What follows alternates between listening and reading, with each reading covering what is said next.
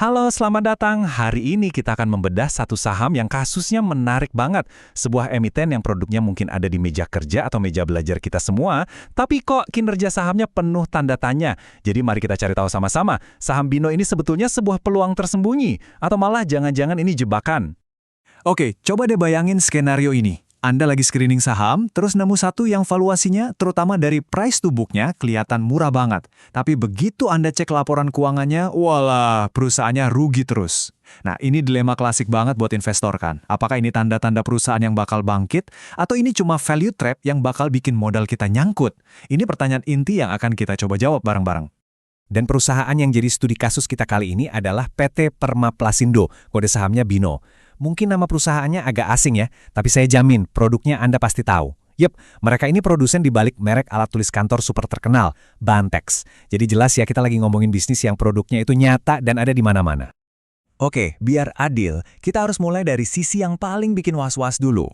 Kita bedah satu persatu apa aja sih bendera merah atau sinyal bahaya yang kelihatan dari data-data keuangan dan bisnisnya Bino. Nah, ini dia angka pertama yang langsung bikin kita ngerem.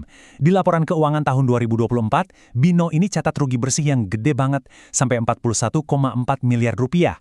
Angka segini jelas bukan main-main dan jadi sumber kekhawatiran utama buat para investor. Lanjut ke tahun 2025, situasinya kelihatan sedikit lebih baik. Kerugiannya berhasil ditekan, turun lebih dari setengahnya jadi 18,8 miliar. Ini bisa kita lihat sebagai sinyal positif, ada perbaikan. Tapi, poin utamanya adalah perusahaan ini masih rugi. Betul, ruginya berkurang itu bagus, tapi tujuan akhirnya kan tetap harus profit ya kan? Sekarang, kita lihat gimana angka kerugian tadi kalau diterjemahkan ke bahasa investor. Ini metrik yang penting banget nih. Coba lihat deh, return on equity atau ROE dan return on assets atau ROA semuanya negatif loh. Artinya apa? Artinya, bukannya menghasilkan untung dari modal dan aset yang ada, perusahaan ini malah bakar duit. Earning per share alias laba per sahamnya juga minus. Ya jelas, nggak ada keuntungan yang bisa dibagi ke kita sebagai pemegang saham. Nggak cuma soal angka tadi, ada beberapa resiko strategis lain yang harus kita pertimbangkan. Pertama, karena rugi terus-terusan, muncul isu going concern atau kelangsungan usahanya. Kedua, sahamnya ini nggak liquid-liquid amat, jadi agak susah kalau mau jual beli dalam jumlah besar. Ketiga, ancaman jangka panjang dari tren paperless office yang bisa aja ngegerus bisnis utamanya. Dan terakhir, karena ada urusan impor-ekspor, mereka juga rentan sama naik turunnya kurs mata uang asing. Tunggu dulu, kalau kita berhenti sampai di sini, kesimpulannya ya suram banget. Tapi dalam menganalisis saham, kita harus lihat kedua sisi medalinya, dan disinilah ceritanya jadi jauh lebih menarik. Yuk, sekarang kita coba putar balik dan lihat dari sudut pandang yang lebih optimis. Apa sih yang bikin sebagian investor masih tertarik sama saham ini? Apa aja potensi-potensi yang tersembunyi di balik angka kerugian tadi? Nah, ini dia magnet utamanya. Price to book value atau PBV Bino itu ada di sekitar 0,7 kali. Angka ini tuh sering banget jadi primadona buat para value investor. Kenapa?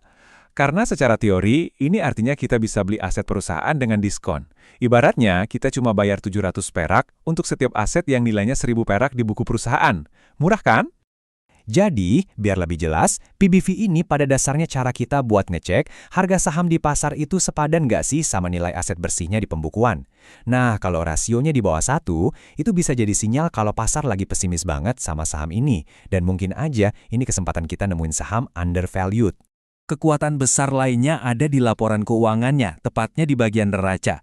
Di tahun 2024, rasio utang terhadap ekuitasnya atau DER cuma 0,17 kali. Wah, ini angka yang sehat banget. Artinya, perusahaan ini nggak punya beban utang yang besar. Ini ngasih mereka ruang gerak dan napas yang lebih panjang buat berbenah tanpa harus pusing dikejar-kejar cicilan. Dan mungkin ini adalah faktor terpenting bagi investor yang suka cari saham turnaround. Ada pengendali baru. Masuknya Ruhong Holding sebagai pemegang saham pengendali baru bisa jadi katalisator perubahan yang sangat signifikan. Biasanya, pengendali baru itu datang bawa modal baru, strategi baru, dan jaringan baru yang bisa membalikan keadaan perusahaan. Tentu saja, punya pengendali baru nggak ada artinya kalau nggak punya rencana yang jelas. Jadi, ayo kita lihat apa sih langkah-langkah konkret yang bakal diambil manajemen baru buat memutarbalikkan kinerja Bino. Strategi pemulihan mereka ternyata dibangun di atas 3 pilar utama. Pertama, mereka mau genjot penjualan business to business atau B2B. Kedua, mereka mau ekspansi ke pasar global, yang udah dimulai dengan dapat kontrak penjualan ke Thailand. Dan yang ketiga, mereka siap hadapi tantangan zaman dengan transformasi digital lewat Bino Digital Solution. Yah, fokus ke kontrak-kontrak baru, entah itu di dalam negeri, lewat B2B, atau di luar negeri, itu adalah kunci utamanya. Ini cara paling langsung buat naikin pendapatan dan margin keuntungan. Pergeseran dari pasar retail yang saingannya bejibun ke kontrak bisnis yang lebih stabil dan nilainya besar, ini langkah strategis yang cerdas. Oke, kita udah lihat sisi negatif dan positifnya. Sekarang tiba saatnya kita coba timbang semuanya. Sebenarnya di mana sih posisi nilai wajar Bino kalau kita bandingkan dengan data-data yang ada? Tabel ini nunjukin posisi Bino dengan sangat jelas. PBV-nya yang 0.7x itu lebih tinggi dari Ekadek tapi jauh lebih rendah dari Hygien. Tapi, coba geser pandangan ke kolom P/E ratio. Kompetitornya positif semua, artinya mereka cetak laba. Bino, PE-nya negatif karena masih rugi. Ini bukti nyata kalau aset murah itu belum tentu bisa langsung diubah jadi keuntungan. Nah, ada satu pandangan kuantitatif dari platform analisis investing.com. Mereka membuat estimasi kalau nilai wajar atau fair value untuk BNNO itu ada di angka Rp107. Kalau dibandingin sama harga pasar sekarang, ini artinya ada potensi penurunan atau downside sekitar 13,6%. Ini adalah data pembanding yang penting, biar kita nggak cuma terbuai sama argumen PBV murah. Oke, mari kita rangkum semuanya biar gampang. Skenario bull atau yang optimis itu berpegang pada PBV yang murah, utang yang rendah banget, ada katalis dari bos baru, dan strategi pemulihan yang jelas. Di sisi lain, skenario bear atau yang pesimis lebih fokus ke kerugian yang belum berhenti, profitabilitas yang negatif, risiko bisnis yang nyata, dan valuasi fair value yang malah nunjukin ada potensi penurunan. Pada akhirnya, keputusan investasi di BNO ini adalah soal keyakinan dan kesabaran. Pertanyaannya kembali ke Anda. Apakah Anda percaya manajemen baru bisa menjalankan strategi pemulihan ini dengan sukses? Dan apakah Anda siap menunggu? Itulah taruhan yang sebenarnya. Coba pertimbangkan semua data ini dan tentukan sendiri. Apakah peluangnya sepadan dengan risiko dan waktu tunggu Anda?